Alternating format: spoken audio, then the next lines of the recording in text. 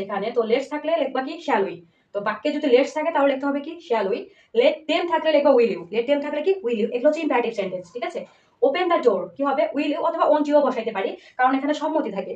কাউকে গেট দরজা খুলতে বলতেছি, সে খুলতেও পারে নাও খুলতে পারে, তো সম্মতির একটা বিষয় থাকে। তো সেক্ষেত্রে ওন্ট ইউটা বসাইলে বেটার হয়। তবে উইল ইউ বসাইলেও যে ভুল হবে এরকম কিছু নয়। ডোন্ট ফরগেট মি, আমাকে ভুলে যেও না, এখানে কিন্তু কোনো সম্মতি থাকে না, মানুষ শুধু বলে। সো এখানে কনফার্মলি উইল ইউ হবে। কি হবে? কনফার্মলি উইল ইউ হবে। Everybody wants to lead a better life, মানে প্রত্যেকেই একটা ভালো জীবন যাপন করতে চায়। তো এটা কি ভার্বের সাথে এস বাই এস, আমাদের লাস্ট রুলস নাম্বার 3 কি ছিল?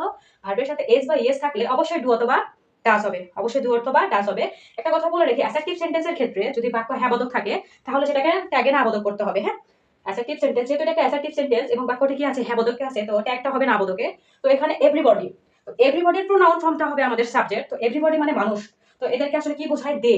এদের প্রোনাউন ফর্ম কি? এভরিবডির প্রোনাউন ফর্ম হচ্ছে কি দে। সাচ অ্যাজ, দেখো এভরিবডি, নো বডি, মানে মেইন কথা বডি যুক্ত এগুলো তুমি প্রোনাউন ধরবা কি দে। তো দে এর সাথে কি বসে? ডু না ডাস? অবশ্যই দে এর সাথে কি বসে? ডু বসে। যেহেতু ডু বসে তাহলে এখানে হয়ে যাবে ডোন্ট, তাহলে এখানে হয়ে যাবে কি ডোন্ট। এবং লাস্ট বলছে কি হেল্প দা হেল্পনেস। ওকে, সাহায্য করো। হেল্প মানে কি করা? সাহায্য করা। হেল্প মানে কি করা? হেল্প মানে কি সাহায্য করা। তো ভার্ব, ভার্ব দ্বারা শুরু হইলেই বলছে কি লিখবা উইল ইউ। ভার্ব দ্বারা শুরু হলেই বলছে কি উইল ইউ। আমি এই উদাহরণগুলো অন্য কোথাও থেকে নিয়ে আসিনি, এটা কিন্তু বোর্ড কোশ্চেনে ছিল। তো তোমাদের কাজ হচ্ছে এই রুলস জানার পরে তোমাকে বোর্ড কোশ্চেনগুলো অ্যানালাইসিস করতে হবে।